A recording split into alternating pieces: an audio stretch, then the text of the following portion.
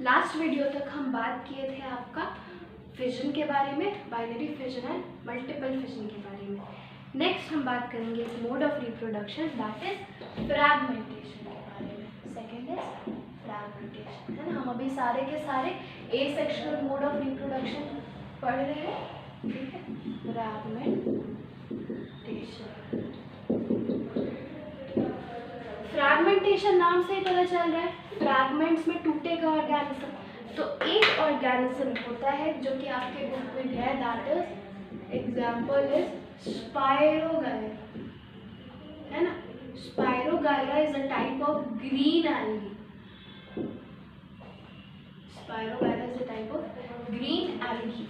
ये कैसे रिप्रोड्यूस करता है? एक स्पायरोगायरा है, ऐसे लंबा लंबा, है ना, रिबन लाइक स्ट्रक्चर होता है इसका, ऐसे लंबा होता है और इसमें ढेर सारे ऐसे मल्टी सेल स्ट्रक्चर्स होते हैं, ठीक है। ढेर सारे सेल्स होते हैं, है ना। न्यूक्लियस होता है, क्लोरोफिल होता है और बहुत सारी चीज़ें होती हैं।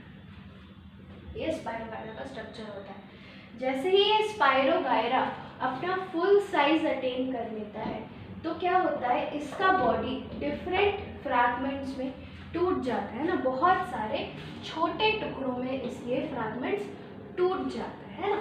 टूटने की वजह से ये 3 फ्रैगमेंट्स अलग हो गए। हम मान लेते हैं इसका बॉडी 3 पार्ट्स में टूटा, है ना। तीनों फ्रैगमेंट्स अलग हो गए, ठीक है। अब ये जो फ्रैगमेंट्स है, ये फ्रैगमेंट्स फिर क्या करेंगे, वापस ग्रो करके अपना फुल साइज बनाएंगे और फिर आगे जाके ऐसे ही फ्रैगमेंट्स में टूट जाएंगे और रिप्रोड्यूस करेंगे, है ना। This process is called as fragmentation. तो आप डेफिनेशन लिख लीजिए। Fragmentation is the mode of asexual reproduction in which an organism, है ना, divides into many fragments, है ना, on reaching its complete size, ठीक है। फुल स्टॉप के बाद लिखो, these fragments then grow up to become new individual organisms and this type of mode of reproduction is called as fragmentation, है ना। इसी को हम फ्रैगमेंटेशन बोलते हैं। अब जो बाइनरी फिजन और मल्टीपल फिजन हमने देखा था वो आपका यूनिसेलुलर ऑर्गेनिजम्स में था, ठीक। ये जो फ्रैगमेंटेशन है, दिस स्पायरोगायरा में जो होता है, this is a multi cellular organism. ये एक ऐसा ऑर्गेनिज्म है जो कि बहुत सारे सेल्स का बना है, ठीक है। तो आप याद रखना, अब से हम जो भी मोड ऑफ एसेक्सुअल रिप्रोडक्शन पढ़ेंगे, अब सारे के सारे मल्टी सेलुलर ऑर्गेनिजम्स में पढ़ेंगे, ठीक है। अब आपका एनसीईआरटी एक बात बोलता है, आपका एनसीईआरटी बोलता है कि ऐसे जो ये बस बड़ा होके सारे ऑर्गेनिजम्स में टूट गया, ऐसा हमेशा नहीं हो सकता है। ऐसा क्यों नहीं हो सकता, आप समझिए। हम मान लेते हैं मैं हूँ, है ना। अब आप मेरे को अगर 2 अलग टुकड़ों में काट देंगे, ऐसा तो नहीं है कि मैं बड़ी हो गई फिर मैं अपने आप 2 टुकड़ों में बट जाऊंगी, फिर वो दोनों टुकड़ा आपस में नई राशि नाम बना देगा। Is it possible? It is not possible. पर स्पायरोगायरा में तो ऐसा होता है। तो मेरे और स्पायरोगायरा में ऐसा क्या डिफरेंस है कि I can not reproduce by fragmentation but this spirogyra can. तो बाबू क्या होता है, हमारे जैसे जैसे ऑर्गेनिजम्स एडवांस होते जाते हैं, उनका हर सेल, उनका हर tissue it starts getting specialised, है ना। किसी एक काम के लिए वो स्पेशलाइज होने लगता है। जैसे कि मेरा जो लिवर का सेल है that is specialised for producing bile, मेरा स्किन का जो सेल है that is specialised for protecting me. ये दोनों एक दूसरे का काम नहीं कर सकते और ये इतना ज़्यादा स्पेशलाइज हो गए हैं कि ये सेल्स एक दूसरे के तरह को नहीं बना सकता, है ना। लिवर सेल्स मेरा हाथ का सेल्स नहीं बना सकता, हाथ का सेल्स मेरा लिवर का सेल नहीं बना सकता।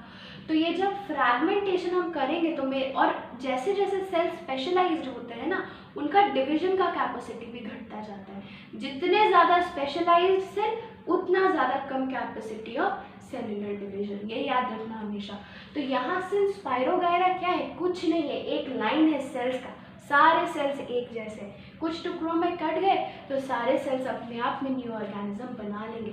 लेकिन मेरा सेल्स इतना स्पेशलाइज हो चुका है कि it can not give rise to new cells, है ना। अपने आप में वो पूरा ऑर्गेनिज्म नहीं बना सकता है। इसलिए हम ऐसे रिप्रोड्यूस नहीं कर सकते हैं। आप याद रखना है ना, आपके एनसीईआरटी में बहुत अच्छे से लिखा है पेज नंबर 130 में, ठीक है, आपको समझने की ज़रूरत है ये, ठीक। अब उसके बाद और कुछ मोड्स ऑफ रिप्रोडक्शन है जो कि लोअर ऑर्गेनिजम्स में ही होते हैं। मैंने पहले भी कहा था asexual mode of reproduction lower organisms में होता है। लोअर ऑर्गेनिज्म मतलब कौन से ऑर्गेनिज्म? ऐसे ऑर्गेनिजम्स जो ज़्यादा एडवांस्ड नहीं है ना, उनमें हमको ये सब दिखता है। तो ऑब्वियसली स्पायरोगायरा सिंपल से ऑर्गेनिज्म है, तो इसमें फ्रैगमेंटेशन आराम से हो सकता है, ठीक है। अब इससे भी ज़्यादा कुछ एडवांस, थोड़े एडवांस, इससे एडवांस हमारे जितने नहीं, इससे थोड़े से एडवांस्ड ऑर्गेनिजम्स में भी जिनमें थोड़ा मोड़ा स्पेशलाइजेशन है सेल्स का, टिश्यूज़ का, उनमें भी होता है। तो उनमें कैसे होता है?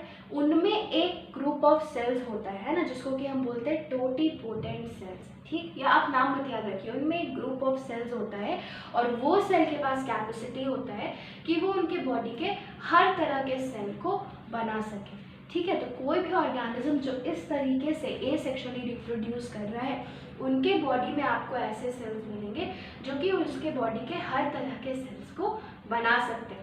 तभी आपको उनके बॉडी में एसेक्सुअल मोड ऑफ रिप्रोडक्शन दिखेगा। इसीलिए स्पेशलाइज्ड ऑर्गेनिजम्स में एक सेल दूसरे तरह के सेल को नहीं बना सकता है, तो मेरे को एसेक्सुअल मोड ऑफ रिप्रोडक्शन नहीं दिखता है। ह्यूमंस में है ना, ये सब ह्यूमंस में, जैसे कि एनिमल्स में, मोस्ट सारे एनिमल्स में नहीं, हायर एनिमल्स में जनरली क्या हमेशा आपका सेक्सुअल रिप्रोडक्शन नहीं होता है ना। कोई भी ह्यूमन को आपने नहीं सुना होगा कि वो एक सेक्सुअली रिप्रोड्यूस किया, ठीक है। तो आप ये याद रखिएगा। तो जो नेक्स्ट मोड ऑफ रिप्रोडक्शन हम देखेंगे that will be regeneration.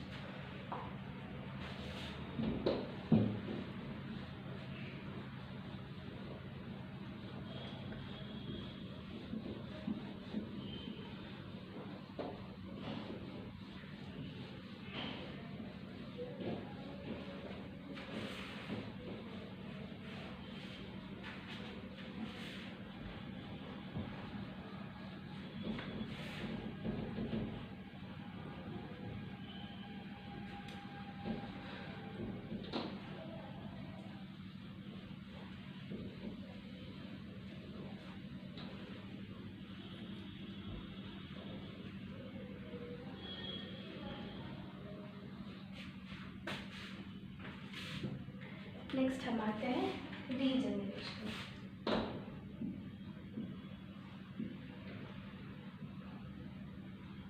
This is your third mode of reproduction. चलिए,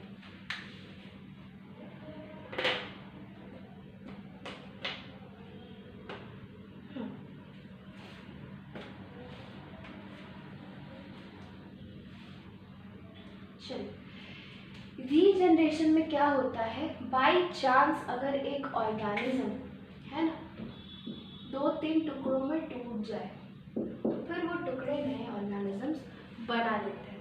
रीजनरेशन का सबसे classic example is planaria. Planaria is a flatworm, आपको याद रखना है, ठीक।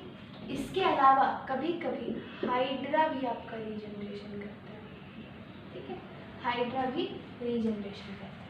तो रीजनरेशन भी फ्रैगमेंटेशन की तरह ही होता है। क्या होता है, इसका ये जो बॉडी है बाय चांस ये 2 या 3 टुकड़ों में टूट जाता है। टूटने की वजह से ये तीनों अलग हो जाते हैं, ठीक। अब ये जो प्लैनेरिया है ये भी इतना स्पेशलाइज्ड ऑर्गेनिज्म नहीं है, इसके पास एक ग्रुप ऑफ सेल्स होते हैं, है ना। उन सेल्स को हम बोलते हैं टोटिपोटेंट, है ना, नाम याद रखिएगा, टोटिपोटेंट सेल्स। टोटिपोटेंट सेल्स, ये टोटिपोटेंट सेल्स क्या करते हैं, ये डिवाइड करना चालू करते हैं, है ना। ये ब्लैक जैसे गोल बनाया है, हम उनको ग्रुप ऑफ टोटिपोटेंट सेल्स माने। अच्छा, टोटिपोटेंट सेल का मतलब क्या होता है, टोटी comes from the word total and potent comes from the word potential. आपके पेरेंट्स को बोलते सुना है, मेरे बच्चे में तो पोटेंशियल है, भाई डॉक्टर बनेगा, है ना। मेरे बेटे में पोटेंशियल है, इंजीनियर बनेगा, है ना, काफ़ी पोटेंशियल है। टीचर्स आपके पेरेंट्स को फीडबैक देते हैं ना, बच्चे में पोटेंशियल काफ़ी है, पढ़ता नहीं है बदमाश है। तो पोटेंशियल होने का क्या मतलब है, it has got the capacity to do something. Potential होने का मतलब है कि किसी के भी पास किसी चीज़ को करने की क्षमता है, it has got the potential to do something. तो टोटीपोटेंट सेल्स वो ग्रुप ऑफ सेल्स होते हैं जिनके पास की क्षमता होती है या कैपेसिटी होती है कि वो आगे जाके हर तरह के आपके बॉडी के सेल्स को बना पाए। ऐसे सेल्स को हम बोलते हैं टोटीपोटेंट सेल, मतलब ऐसा सेल जिसके पास की टोटल पोटेंशियल हो, पूरा पोटेंशियल हो कि वो आगे जाके सारे के सारे सेल्स को बना सके। ठीक है, तो यहाँ पे क्या होगा, जैसे ही ये प्लेनारिया कटा, इस प्लेनारिया में कुछ सेल्स तो स्पेशलाइज्ड होते हैं, कुछ सेल्स ऐसे होते हैं टोटीपोटेंट सेल्स होते हैं ना, जो कि आगे जाके हर तरह के सेल्स को बना सके। तो इसका टेल वाला जो सेल है यहाँ पे टोटीपोटेंट सेल इसके ऊपर में डिवाइड करना स्टार्ट करेगा, यहाँ पे करेगा, और डिवाइड करते करते क्या करेगा, पहले नॉर्मली एक मास ऑफ सेल बनाएगा ना, अभी तुरंत डिफ्रेंशिएट नहीं होगा। कभी भी सेल के डिफ्रेंशिएशन का एक प्रोसेस होता है, पहले टोटीपोटेंट सेल डिवाइड करेगा, डिवाइड करके ग्रुप ऑफ सेल्स बनाएगा, फिर वो जो ग्रुप ऑफ सेल्स है वो फिर जाके स्पेशलाइज होकर आपका वो पर्टिकुलर ऑर्गन बना देगा, है ना। तो हम मान लेते हैं इस तरीके से ये है ना, आपका बस एक ग्रुप ऑफ सेल्स बना लिया, यहाँ पे भी ऐसे करके आपका ग्रुप ऑफ सेल्स बना लिया, यहाँ पे भी ऐसे करके ग्रुप ऑफ सेल्स बना लिया। ठीक, अब ये टोटीपोटेंट सेल्स जो ये सेल्स बना चुका है, अब ये जो ग्रुप ऑफ सेल है this will start getting specialise होगा अपने फंक्शन के लिए, और आपका जो प्रॉपर बॉडी पार्ट नीडेड है उस पर वो कन्वर्ट हो जाएगा। और जैसे ही आपका प्रॉपर बॉडी पार्ट में कन्वर्ट होगा, ये आपका न्यू ऑर्गेनिज्म बन जाएगा, है ना। जैसे ही आपका टोटल बॉडी पार्ट में कन्वर्ट होगा, ये आपका न्यू ऑर्गेनिज्म बन जाएगा। ठीक है, तो रीजनरेशन का आपको पूरा प्रोसेस आता है।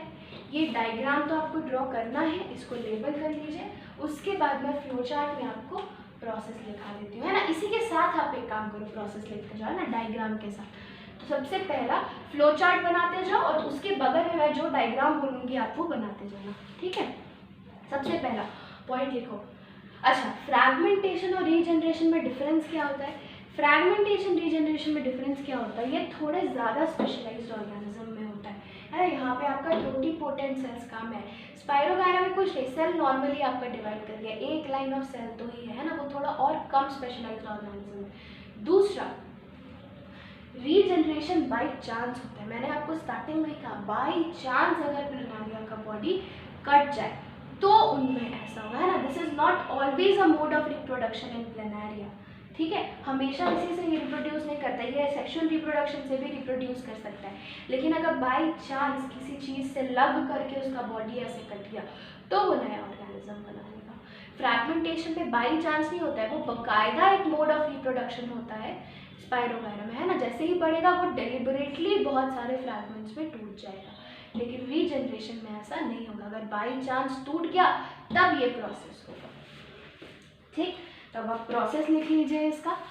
सबसे पहला आप लिखिए, if by chance the body of planaria, पहला पॉइंट लिखिए, by chance the body of planaria gets cut into 2 और मोर पार्ट्स। ठीक है, फिर एरो दीजिए। ठीक है, लिखो, from the cut part special cells called totipotent cells, है ना, ब्रैकेट में लिख लो, cells having the capacity to produce all the kinds of cells, bracket close, start dividing and proliferating. Proliferate मतलब भी डिवाइड करना, है ना, स्टार्ट डिवाइडिंग या फिर प्रोलिफरेटिंग। ठीक है, और ये डायग्राम बना देना यहाँ पे, और ये जो लिखा है इसको लिख देना, प्रोलिफरेटिंग टोटीपोटेंट सेल्स। ठीक, उसके बाद लिखना नेक्स्ट एरो देख करके, after proliferating these cells for a mass of cells, है ना, या ग्रुप ऑफ सेल्स।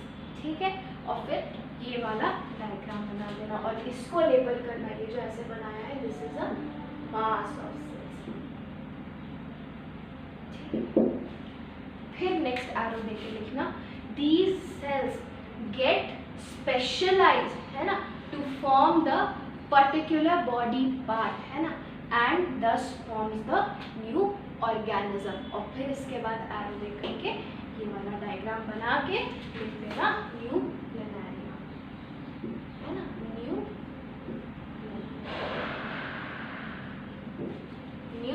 प्लेनेरिया। ठीक है, इस टाइप का जो रीजनरेशन हमने देखा, this is a type of true regeneration. True regeneration मतलब कि ये जो रीजनरेशन हुआ, इस रीजनरेशन के होने की वजह से आपका न्यू ऑर्गेनिजम्स प्रोड्यूस हुआ। ठीक, एक होता है आपका स्यूडो रीजनरेशन, है ना। स्यूडो रीजनरेशन में क्या होता है कि आपका रीजनरेशन तो होता है लेकिन आपका वो नए ऑर्गेनिजम्स को नहीं बनाता है।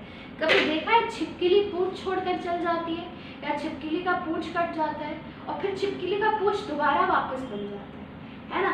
तो इसमें भी क्या हुआ, रीजनरेशन का, जो छिपकली का पूंछ कट चुका था वो नया पूंछ बन के तैयार हुआ था। This is a type of regeneration. Regeneration मतलब क्या, वापस से बना देना।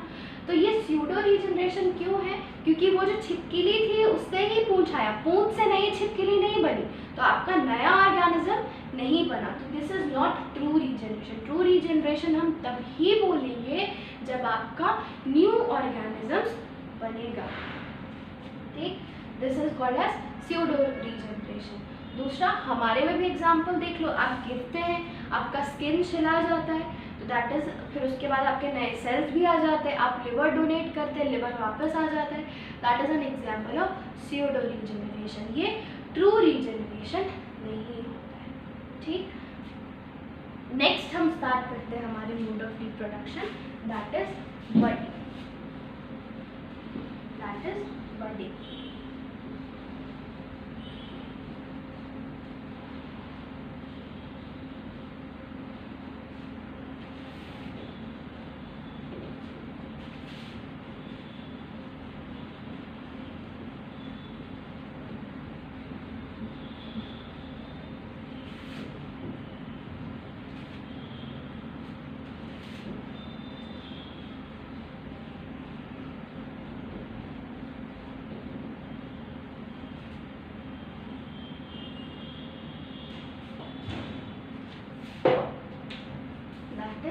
बर्डिंग हो रही है ना, प्लीज नंबर देख लेना आप लोग।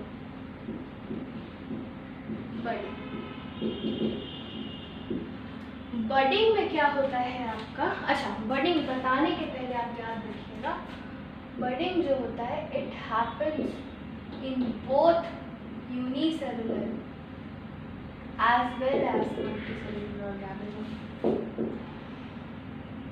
ये जो बर्डिंग होता है आपका यूनिसेलुलर और मल्टीसेलुलर ऑर्गेनिज्म दोनों में होता है। यूनिसेलुलर का एग्जांपल इज ईस्ट, है ना। ईस्ट एक ऐसा फंजाई है जो कि यूनिसेलुलर है, इसमें भी आपका रिप्रोडक्शन बर्डिंग से होता है। मल्टीसेलुलर ऑर्गेनिज्म जिसमें बर्डिंग होता है उसका example that is hydra. Hydra में जनरली बर्डिंग होता है, कभी कभी कई बार रीजनरेशन हो जाता है। ठीक है, regeneration is the second example, उसका क्लासिक एग्जाम्पल इज प्लेनेरिया। बर्डिंग का आपका क्लासिक एग्जाम्पल इज हाइड्रा, और उसमें आपका ईस्ट भी कई बार यूनिसेलुलरली रिप्रोड्यूस कर सकता है ना, करता ही है, ये दोनों इसका क्लासिक एग्जाम्पल है। अब बर्डिंग होता कैसे है, तो हमारे इसमें भी आपका टोटीपोटेंट सेल्स ही काम कराते हैं, है ना। हम मानते हैं कि मेरा एक हाइड्रा है ना, हम एक हाइड्रा का पिक्चर ड्रॉ करते हैं।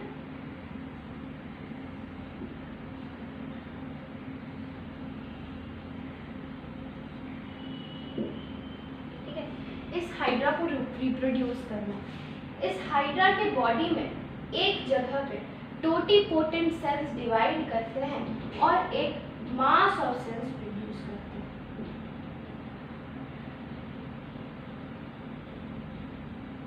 है ना, एक मास ऑफ सेल्स प्रोड्यूस करते हैं।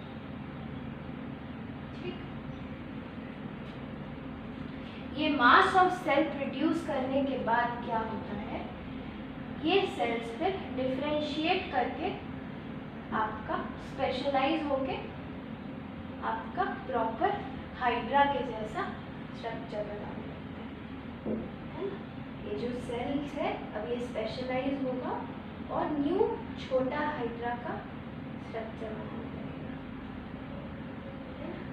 फिर जैसे ही ये स्ट्रक्चर पूरी तरह बन के तैयार हो जाएगा, this new hydra it will grow. पहले तो ये बढ़ जाएगा, इतना ही बड़ा है ना, it will grow in size, it will grow in size. यहाँ पे मैं बना नहीं पा रही हूँ जगह की वजह से, it will grow in size just like this, ठीक है।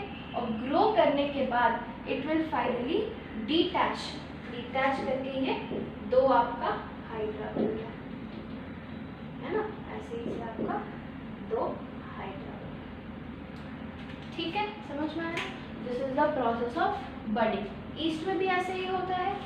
ईस्ट में क्या होता है, एक ईस्ट है, इसमें से पहले एक बड निकलता है, फिर कई बार ये क्या होता है, ऐसे चेन ऑफ बड्स बना देता है ना। ईस्ट में कई बार चेन बन जाता है बड्स का, ठीक है। और फिर ये बड्स बाद में जैसे जैसे बढ़ते हैं डिटैच करते हैं। ईस्ट में चेन ऑफ बड्स क्यों बनता है, जो बड बना है ना, उसके डिटैच करने के पहले ही दूसरा बड भी उसके ऊपर लग जाता है ना। और ऐसा चेन ऑफ बड्स जिस स्टेज में फॉर्म होता है ईस्ट का, उसको हम बोलते हैं टॉर्नेडा स्टेज, है ना। इतना आपको नहीं जानना है, अब बस याद रखिएगा ईस्ट में भी बडिंग होती है और ईस्ट में चेन ऑफ बड्स फॉर्म होता है। बाकी हाइड्रा का प्रोसेस आपको लिखना है, तो आप जल्दी से फ्लो चार्ट बना लीजिए।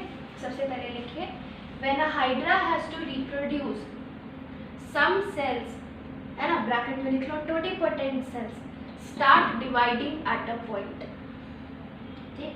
फिर फ्लो चार्ट दो और इसमें लिखो these cells form a mass of cells, है ना, these cells form a mass of cells, ठीक है।